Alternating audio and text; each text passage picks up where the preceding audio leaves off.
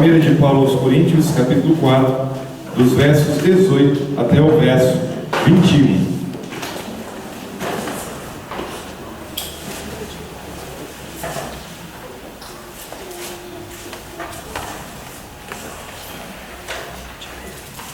Imagino que todos acharam. Assim nos diz: alguns de vocês se tornaram arrogantes, como se eu não fosse mais visitá-los. Mas irei muito em breve, se o Senhor permitir. Então saberei não apenas o que estão falando esses arrogantes, mas que poder eles têm. Pois o reino de Deus não consiste em palavras, mas em poder. O que é que vocês querem? Devo ir a vocês com vara ou com amor e espírito de mansidão? Vamos orar mais uma vez?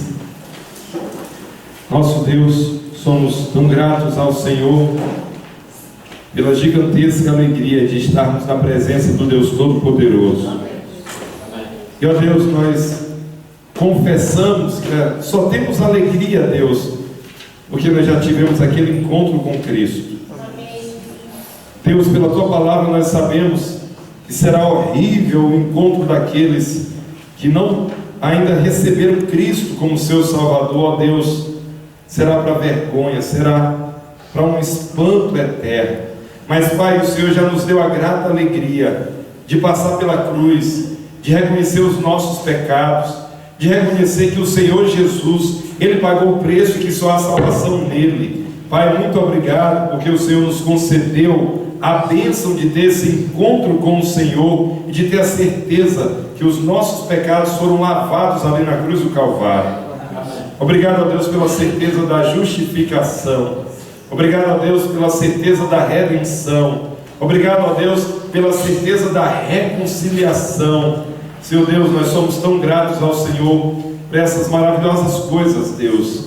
Também, Pai, queremos colocar o texto santo em Tuas mãos. Queremos Te pedir, ó Deus, que o Senhor esteja trabalhando em nós nesse momento. Ó Deus, que o Senhor nos dê concentração, que o Senhor dê para nós um coração desejoso da Tua palavra, que o Senhor dê para nós, ó Deus, toda a luz que nós precisamos para compreender, que o ministério do Espírito Santo de Deus seja tão eficaz sobre nós, ó Deus, que tal sorte, que a Tua palavra fique clara, que a Tua palavra, Deus, venha impactar as nossas vidas, que a Tua palavra, Senhor meu Deus, venha exercer transformação em nós. Ó Deus, é o nosso desejo ser mais parecido com Cristo, Deus. Nós precisamos, nos ajude, Pai. Esteja nosso Deus nos quebrantando, esteja nosso Deus nos humilhando em Tua presença. Nós precisamos de Ti, Deus. Nós queremos, ó Deus, que o nosso eu, ó Deus, que tudo em nós que não Te agrada caia por terra, que o Senhor reine enquanto nós Te buscamos, ó Deus, e em toda a nossa caminhada. Pai Celeste, nós colocamos em Tuas mãos esse momento e suplicamos essas coisas no nome de Cristo, a quem nós amamos. Amém. Queiram sentar, queridos.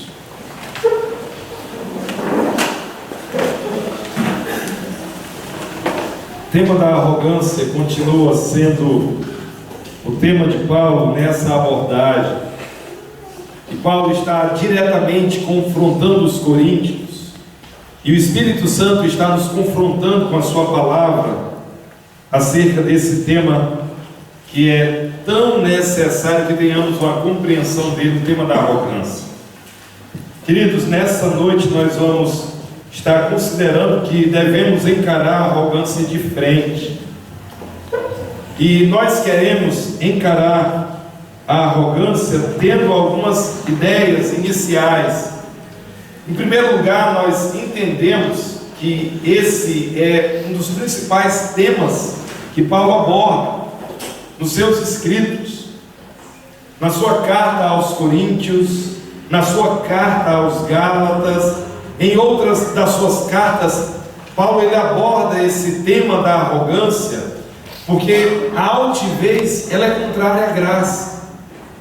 A altivez ela nos faz com que pensemos algo acerca de nós mesmos ou do nosso grupo de maneira distorcida. A arrogância nos faz interpretar a realidade de um outro modo, e na verdade não faz nos ver a beleza da graça. Irmãos, a arrogância é aquele tipo de sentimento que se revela nas nossas atitudes. É aquele tipo de sentimento que diz para nós que nós somos as pessoas mais importantes, as mais espetaculares, as mais inteligentes, as mais necessárias, as mais capazes, as que farão as coisas acontecerem.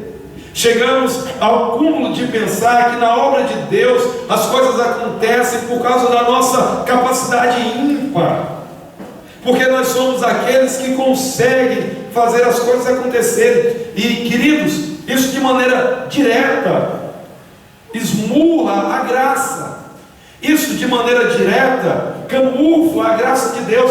A graça mostra um povo impotente e incapaz de qualquer coisa. Se eu e você hoje estamos de pé porque o Senhor nos trouxe aos seus caminhos. Amém. Se eu e você hoje andamos com Cristo, não é porque você é bom, inteligente, não é porque você tem uma percepção extraordinária da realidade. Não, Ele se agradou de nos conceder a sua graça.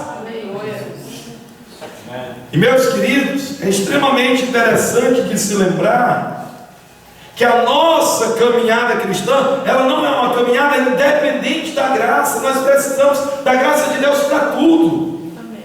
Precisamos da graça para crer, precisamos da graça para sofrer por causa de Cristo, precisamos da graça para contribuir, precisamos da graça para glorificar a Deus, precisamos da graça para que caminhemos vitoriosos sobre o pecado. Então a graça de Deus, ela é extremamente importante. A arrogância, ela esmurra a graça. Falo repetidamente, quando essas manifestações da presunção, da arrogância vêm através do povo de Deus, Paulo não perde tempo. No verso 7, ele deixou isso tão claro: pois quem torna você diferente de qualquer outra pessoa? O que você tem que não tenha recebido, Paulo está dizendo. Você em você mesmo, em si mesmo, você não é alguém diferente. E se você tem ou faz alguma coisa, tem ou faz porque recebeu. O que você tem que não tenha recebido, e se o recebeu, porque se orgulha. Como se assim não fosse. A arrogância não deve fazer parte da nossa caminhada, pelo contrário. Mas irmãos, esse está sendo o problema dos coríntios. E logo no capítulo a seguir, Paulo vai continuar falando dos gigantescos problemas que a arrogância traz. Olha no verso 1 e 2 do capítulo 5: por toda parte se ouve que há imoralidade entre vocês, imoralidade que não ocorre nem entre os pagãos, ao ponto de um de vocês possuir a mulher de seu pai. Olha o verso 2: e vocês estão orgulhosos, e vocês estão arrogantes, e vocês estão presunçosos, achando que estão agindo da melhor maneira, mantendo tal pessoa entre vocês. A arrogância estava entre eles de diversas formas. A arrogância, lá no fundo, era uma das grandes razões das divisões entre eles. E irmãos, nós precisamos encarar a arrogância de frente. Agora, como que nós podemos encarar a arrogância? Em primeiro lugar, confrontando a arrogância. No verso 18, Paulo diz: alguns de vocês se tornaram arrogantes. Queridos, a igreja de Corinto tinha um problema com o seu missionário fundador. Eles, na verdade, eles tinham vários problemas internos. Mas Paulo, com muita clareza, de forma muito direta, ele diz: alguns de vocês se tornaram arrogantes. esse problema não é que necessariamente atingia toda a igreja, ele diz alguns de vocês. Agora, irmãos, o problema é que às vezes os alguns contaminam todos. Por isso que a carta é escrita à igreja. Paulo reconhece que alguns inflamaram. No final da sua segunda carta aos Coríntios, ele já tinha escrito algumas cartas à igreja de Corinto. Ele disse que o problema não foi resolvido. Provavelmente é porque eles nem crentes eram, e Paulo lidaria com eles de maneira mais severa e mais dura.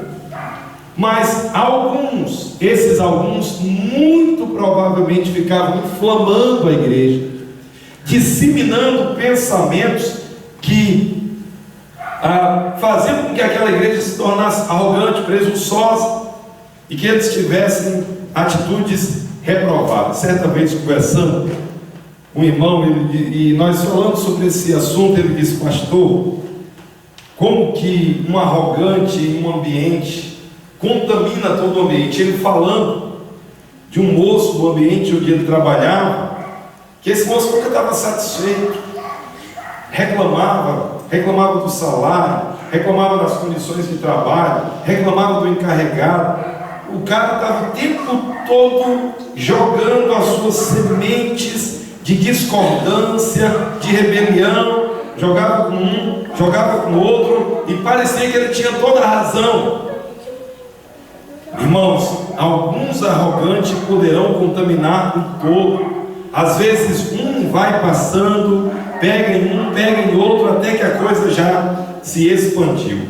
Alguns de vocês se tornaram arrogantes. Paulo diz que eles não eram, mas se tornaram.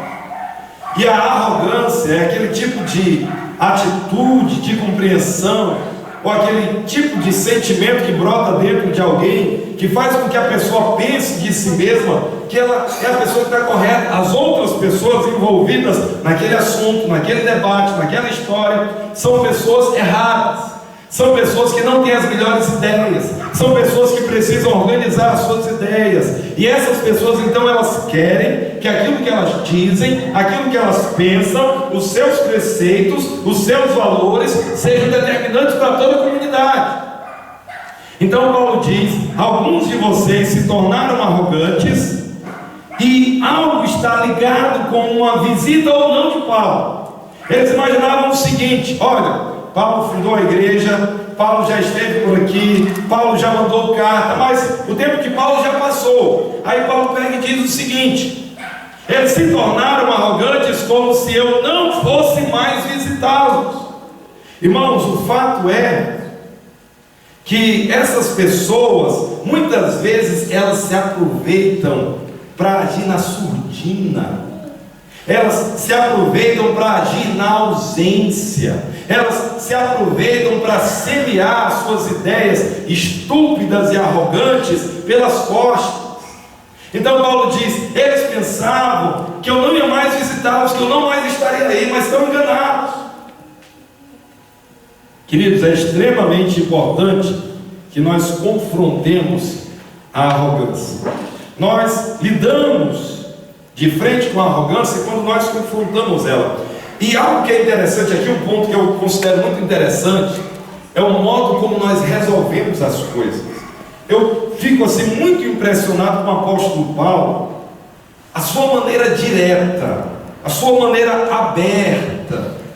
Paulo não era assim aquela pessoa que ele era ele mesmo alguém arrogante, ele alguém presunçoso, mas ele também não era dissimulado. Paulo era essa pessoa que, quando ele via que algo precisava de um ajuste, ele não ficava mandando recados: ô meu querido, vai, ô meu amado, que especial que você é. Paulo não chegava com essas mensagens para querer amenizar a coisa, ou não ficava muito menos com indiretas. Ele dizia: não, o problema é esse. Irmãos, tantas vezes é necessário que nós façamos exatamente a mesma coisa, que nós cheguemos de frente, que nós falemos a coisa abertamente, ficar mandando mensagens. Hoje parece que o ambiente preferido de todo mundo, não só dos crentes, de resolver os seus problemas é o Facebook. A pessoa está tendo um problema com não sei quem, aí começa a escrever de uma maneira indireta, porque tem gente, porque não sei o que, porque me disseram, porque fizeram, porque pisaram, porque não se tocam, porque não sei o que. Pense no pior fórum para você tratar alguma coisa. Meu querido, o seu assunto é entre você e a outra pessoa. Procura essa pessoa, vai lá e diz. Pense numa maneira de você inflamar, de você prejudicar, de você fazer a coisa exatamente o oposto do que deveria ser feito. Precisamos de conversas francas, de frente, um confronto aberto, amoroso.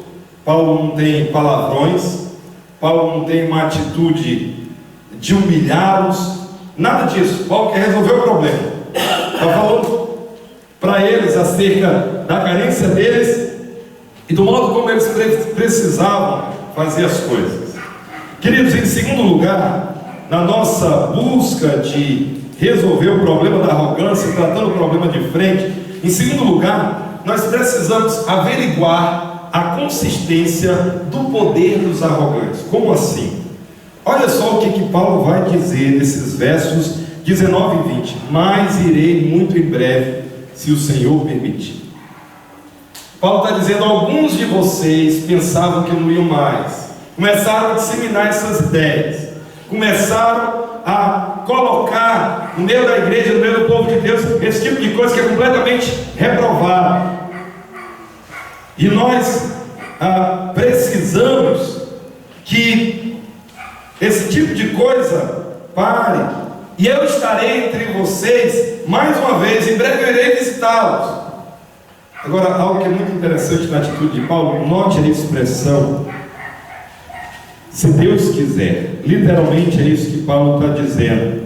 Mas irei muito em breve, se o Senhor permitir, se Deus quiser. Irmãos, as Escrituras nos dizem que nós não sabemos o que vai acontecer daqui a um minuto. A nossa vida é como uma neblina. Nós agora estamos, daqui a pouco podemos não estar mais. E nós precisamos entender que as coisas acontecerão se Deus quiser. Muitas vezes eu escuto crentes dizendo: vamos fazer não sei o que, se Deus quiser. E Deus quer, como é que você sabe? Eu não sei nem se eu vou terminar essa mensagem. Desejo que sim, oro a Deus que sim. Eu não sei. Queridos, algo que é interessante é que surgiu entre nós um negócio chamado de confissão positiva. O que é confissão positiva? Determine, vai acontecer. Esse pessoal da confissão positiva, eles estavam ligados com a esdrúxula teologia da prosperidade. E eles começavam determinando o seguinte: olha, não sei o que, vai ser meu. Eles passavam por determinado carro, já determinei, vai ser meu, o Senhor vai me dar. Passavam por um prédio, passavam por aquilo, passavam por aquela coisa outra, já determinei, já está curado, já estou curado, a fulana já está curada, o negócio já aconteceu. Como é que você sabe, querido? Você é Deus. Paulo deixou algumas pessoas sem curar. Ele disse: deixei Timóteo enfermo, tome vinho, por causa das suas constantes enfermidades. Paulo curou algumas pessoas, outras não. Que negócio é esse que nós determinamos? Quem determina alguma coisa é somente Deus. Nós clamamos, Ele faz, se Ele quiser. É Ele que é Deus, é Ele que é o Senhor. E nós precisamos, queridos, em nome de Jesus, entender de uma vez por todas: servo não determina, servo suplica, servo pede, servo diz: se Deus quiser, irei visitá-los, se Deus quiser. Na verdade, esse tipo de coisa não funciona nada, né? Se funcionasse, uma vez eu vi alguém dizendo: já determinei, vou ser magra, não ia ter mais nenhuma, não ia ter mais cirurgia, não ia ter mais nada. Que esse pessoal determina e acontece. Não acontece nada.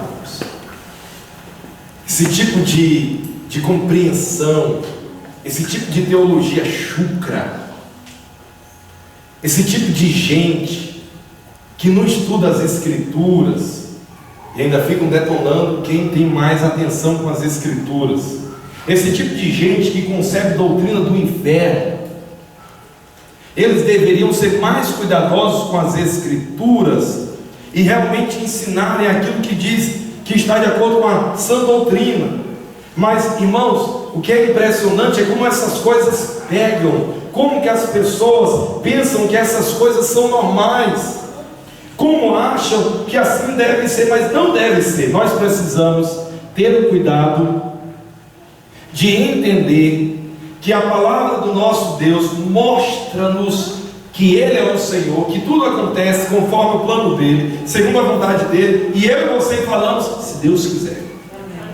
Deus que sabe. Eu desejo que sim, minha oração é que sim, mas é se Deus quiser. Irei visitá-los se Deus permitir. Mesma coisa está escrita lá em Tiago capítulo 4.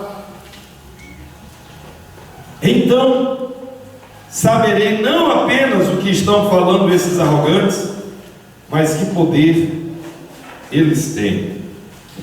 Ainda falando sobre o que nós acabamos de dizer, uma coisa que é interessante, algumas coisas nós desejamos muito. Quando nós falamos se Deus quiser, Deus quer, nós desejamos que assim seja. Eu acho até nobre desejar, agora dizer Deus quer é outra história.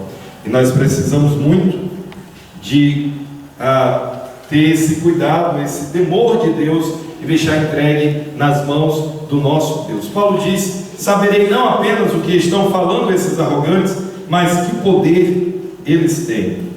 Paulo diz: eu vou estar entre vocês e eu quero saber não o discurso de vocês, mas o poder que vocês têm. Irmãos, nesse momento Paulo ele volta, ou ele transfere a coisa para o núcleo do Evangelho. E o que Paulo vai nos dizer com toda clareza é que apenas palavras, apenas discurso, apenas ideias não produz coisa nenhuma. Os arrogantes, eles são muito bons na crítica. Eles são muito bons em dizer que o negócio está errado. Eles são muito bons em dizer que o negócio não presta. Eles são muito bons para desconstruir. Existe lugar para crítica. Quando a coisa desanda, existe lugar para crítica. Quando a coisa sai do prumo, existe lugar para crítica. Mas o arrogante, ele fica procurando, e ele encontra chifre e cabeça de cavalo. O arrogante, ele faz com que a coisa pareça errada. Ele pega uma parte da história e ele distorce. O arrogante, ele diz que está tudo errado, que as ideias dele são as certas e as boas, e aquelas que devem perdurar. Paulo diz: olha, eu vou estar entre vocês, se Deus quiser, e aí eu quero ver o poder dos arrogantes, não as palavras. E ele logo depois vai dizer o seguinte, no verso seguinte: pois o reino de Deus não consiste em palavras, mas em poder. Paulo está dizendo o seguinte: esses que confiam apenas no seu próprio discurso, o discurso faz muito pouco. O discurso, por mais belo que seja, o discurso, por mais elaborado que seja, o discurso, por mais interessante que seja, ele produz muito pouco. Ele produz isso: um discurso elaborado, um discurso bonito, um discurso que talvez até impressiona as pessoas, mas desprovido de poder. Como assim, irmãos? O reino de Deus consiste em poder. Irmãos, sabe como que as coisas acontecem no reino de Deus? Quando Deus Todo-Poderoso faz. Quando há manifestação do Deus Todo-Poderoso. E eu quero que você pense aqui em duas coisas. A manifestação do poder de Deus está muito vinculada ao Evangelho e à oração. Está extremamente vinculado ao Evangelho e à oração. Quando Paulo diz que o reino de Deus não consiste em discurso, não é que Paulo está desprezando o discurso, mas Paulo vai dizer o seguinte: os arrogantes, eles são muito bons em discurso, eles são muito bons na fala, mas eu quero ver o poder. Eu quero ver as coisas realmente acontecendo. Eu quero ver realmente vidas transformadas. Eu quero ver aquilo que está acontecendo de benéfico em termos do Evangelho. Os arrogantes, eles não conseguem essas coisas, porque isso acontece, via de regra, através do Evangelho. Paulo diz: não me envergonho do Evangelho, porque é o poder de Deus para a salvação de todo aquele que crê, primeiro do judeu e depois do grego. Então o Evangelho é o poder de Deus. Nos versos 18 até o 25 do capítulo 1, Paulo já esteve tratando com eles acerca do poder da cruz, acerca da mensagem da cruz, acerca daquilo que a cruz realiza. E era extremamente interessante que eles percebessem, que eles parassem com aquele encanto deles apenas por discurso, apenas por retórica. Nós, irmãos, precisamos entender que os arrogantes, eles são fantásticos em desconstruir, em destruir, em desfazer, mas fazem muito pouco. Eles edificam muito pouco, ou talvez quase nada, ou talvez nada. O poder de Deus, ele se manifesta através do Evangelho. O poder de Deus se manifesta através da oração. Esse Paulo, que valorizava tanto o Evangelho, valorizava extremamente também a oração. Ele mesmo era alguém que passava uma boa parte do seu dia em oração. É o que tudo nos indica. Alguns poderiam pensar que o que Paulo mais fazia na cadeia era escrever, já que ele era um escritor. Dificilmente. Paulo ficou preso entre 4 e 5 anos na sua prisão, que parte dela foi em Cesareia, parte dela em Roma. Paulo escreveu algumas cartas, não foram as maiores cartas.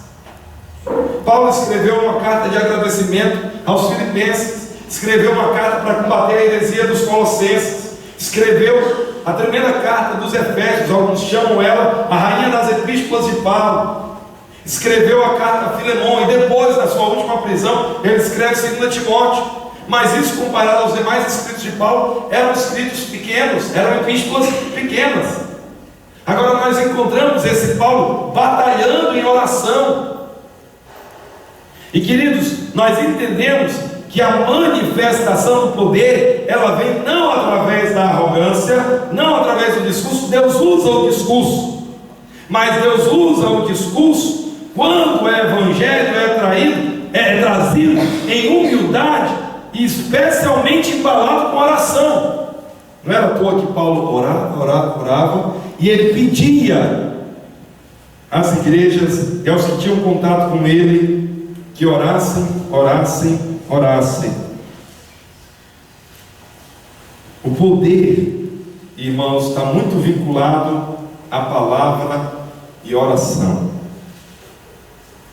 Algo que é muito interessante em relação ao orgulho é que o discurso desse pessoal orgulhoso é poderoso. O discurso é inflamado, mas os resultados são desprezíveis. Como que nós devemos encarar, como que nós podemos encarar a arrogância, encará-la de frente? Em terceiro lugar, tentando resolver a situação com amor. Paulo diz: o que é que vocês querem? Devo ir a vocês com vara ou com amor e espírito de mansidão? Depois de confrontar a arrogância, depois de confrontar a atitude de alguns deles, Paulo pergunta: o que é que vocês querem? Eu devo ir a vocês com vara, que é a vara da correção. Paulo iria estar entre eles fazendo uso da sua autoridade apostólica. Paulo estaria entre eles para debostá-los, para consolá-los, para direcioná-los, mas se fosse o caso, para tomar providências mais sérias junto com eles. Irmãos, é extremamente interessante perceber que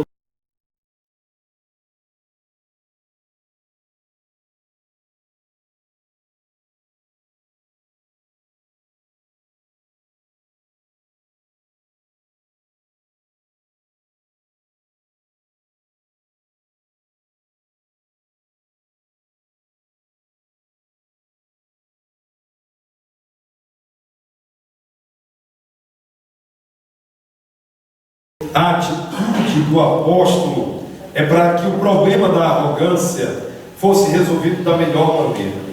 Uma das coisas que eu me impressiono com esse apóstolo é que ele era alguém muito usado por Deus, alguém de autoridade, pelo modo como servia, autoridade essa concedida por Deus, mas alguém que tinha um coração transbordando de amor.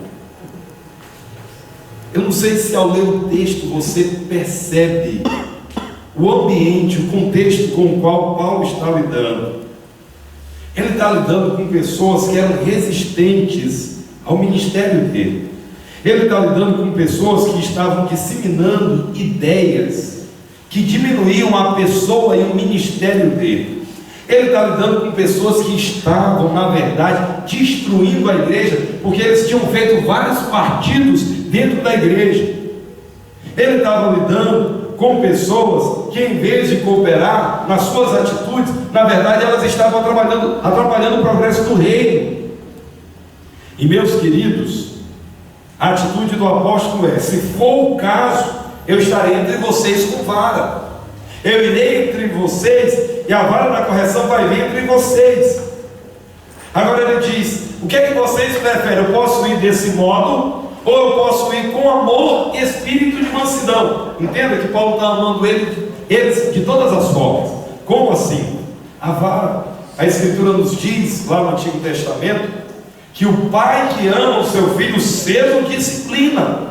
A disciplina é manifestação de amor, mas o autor de Hebreus deixa muito claro que a vara da correção, ela não faz rir, ela é motivo de tristeza no momento, depois ela produz frutos para a vida eterna, mas ela traz as suas manifestações, ela traz dor. Ele diz: como devo ir a vocês? Como irei até vocês? Com a vara ou com amor e espírito de mansidão? Na verdade, Paulo está dizendo: eu desejo muito ir a vocês com amor, com espírito de mansidão, mas se for o caso, eu utilizarei a vara da correção com vocês.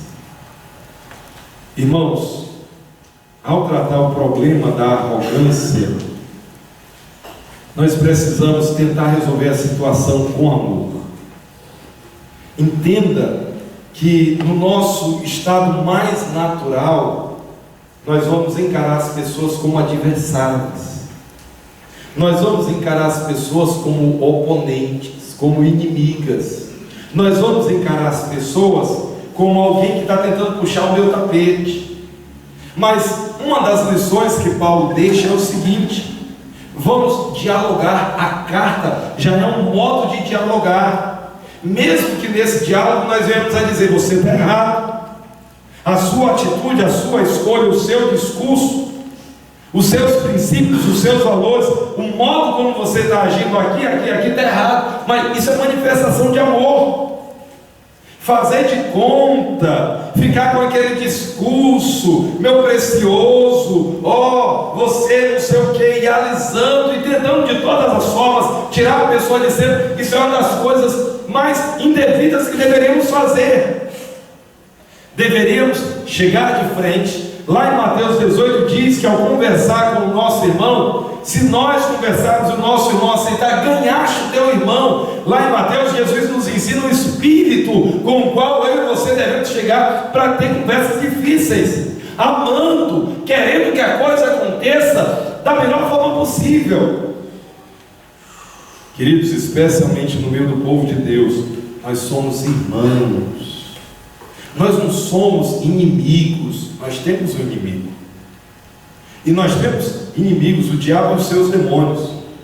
Mas nós somos irmãos, nós somos parte do mesmo corpo. O mesmo sangue foi derramado por nós. Nós, na verdade, nós não somos competidores, nós somos colaboradores. Nós estamos buscando a glória do mesmo Deus. O problema é que às vezes, no modo de efetivar a obra de Deus, nós temos ideias diferentes. Agora, nós precisamos entender que se nós trilhamos por caminhos que nós não deveríamos trilhar, nós precisamos nos voltar, nos arrepender daquele caminho abandonado e caminharmos juntos. É o que Paulo está fazendo. Ele está dizendo: conversemos, entendamos, as escolhas feitas, elas revelam arrogância, e não deve ser assim. Paulo trata eles com amor, e Paulo quer que eles abandonem o seu caminho. Eu penso que nós temos aqui um excelente exemplo, irmãos. Tantas vezes o nosso modo de tratar mais atrapalha do que ajuda. Tantas vezes nós perdemos amizades preciosas, porque no momento de tratar, nós encaramos o outro como nosso oponente, como nosso inimigo, como nosso adversário. Especialmente se é o nosso irmão. Conversemos, tentemos resolver as coisas com amor e espírito de mansidão. Logicamente, no último caso, se for preciso, a vara da correção deve ser manifestada. Minha pergunta para você nessa noite é: como que nós tratamos o problema da arrogância? Esses cristãos aqui de Corinto, eles desprezavam Paulo, eles menosprezavam o fundador da igreja, eles disseminavam ideias esquisitas, eles fatiaram a igreja em grupos, eles colocaram como se o discurso fosse a coisa mais linda, era a coisa mais apreciada. Paulo está dizendo: o discurso, que poder tem um discurso.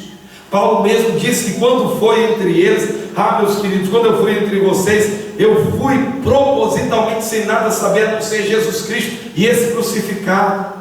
Paulo sequer usou discurso eloquente, mas ele disse que foi querendo que o poder de Deus fosse manifestado, para que a fé deles não ficasse apoiada em sabedoria humana, mas no poder de Deus. E aí, meus queridos, é extremamente interessante a gente perceber como que o problema da arrogância ele é tratado. Em primeiro lugar, ele é tratado quando o apóstolo confronta de frente. Aqui nós temos, na verdade, um modelo. Seja arrogância, seja outro problema, falemos a coisa abertamente, tratemos o problema de frente. Em segundo lugar, mostremos que a arrogância ela não leva a coisa nenhuma. Um arrogante, ele não traz pessoas a Cristo. Um arrogante não faz com que a igreja seja mais santa. Um arrogante não transforma a vida de ninguém. Um arrogante não produz maturidade no corpo. A arrogância não vai cooperar para o bom andamento da obra, pelo contrário. Nós precisamos nos esvaziar de nós mesmos e precisamos nos achegar aos pés do Senhor, reconhecendo a nossa insignificância, a nossa carência e a nossa dependência dEle.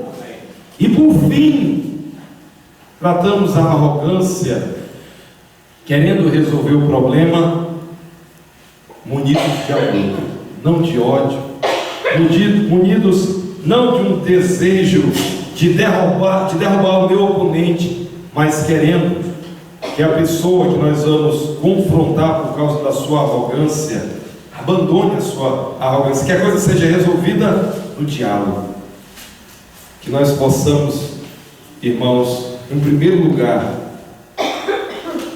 expurgar qualquer arrogância do nosso coração, expurgar, jogar fora. Que nós possamos ter um tipo de atitude que toda vez que nós notamos que estamos sendo orgulhosos, presunçosos, cheios de nós mesmos, nós caiamos aos pés do Senhor dizendo: ó Deus, livra-me de mim mesmo. Eu estou vendo um bicho dentro de mim, livra-me de mim mesmo, Deus. Eu preciso da tua graça na minha vida. Queridos, em segundo lugar, quando nós notarmos a arrogância em termos públicos, abertos, tratemos da coisa. Mostremos que a arrogância não leva a nada, ela destrói, ela não constrói. Em terceiro lugar, que nós possamos, cheios de amor, confrontar os arrogantes, desejando que eles abandonem a sua arrogância. Será que entendemos que a arrogância esmurra a graça? Será que estamos bem esclarecidos que a arrogância vai, de certo modo, cobrir a bondade e o poder do nosso Deus em nós e na sua igreja? Será que entendemos que a arrogância não produz coisa alguma? O poder de Deus se manifesta não através da arrogância, mas através do Evangelho que vem embalado com oração. Queridos, se entendemos isso bem, nós vamos em primeiro lugar lutar contra manifestações internas de arrogância e vamos lutar contra manifestações públicas de arrogância.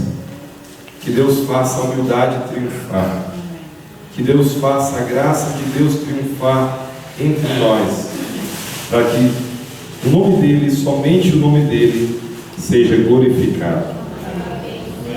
Nosso Deus, obrigado pela Tua palavra trazida a nós nessa noite. Nosso Deus, queremos louvar o Teu nome, porque por A mais B, passagem após passagem, fica claro que não deve haver lugar para a arrogância no meio do povo de Deus. Ó Deus, a arrogância vem para distorcer a realidade, a arrogância vem para esmurrar a graça, a arrogância vem, ó Deus, para diminuir o esplendor do Evangelho. Ó Deus, e todas essas coisas são tão danosas entre nós. Nós queremos, ó Deus, que brilhe entre nós, ó Deus, a Tua graça entre nós. Senhor Deus, nós queremos sempre lembrar, Pai Celestial, que fazemos o que fazemos e estamos como estamos, porque um Deus bom e gracioso agiu em nós e através de nós. Ó Deus, não somos nós, não são os nossos discursos, a nossa capacidade é espetacular, mas é o Senhor quem opera todas as coisas.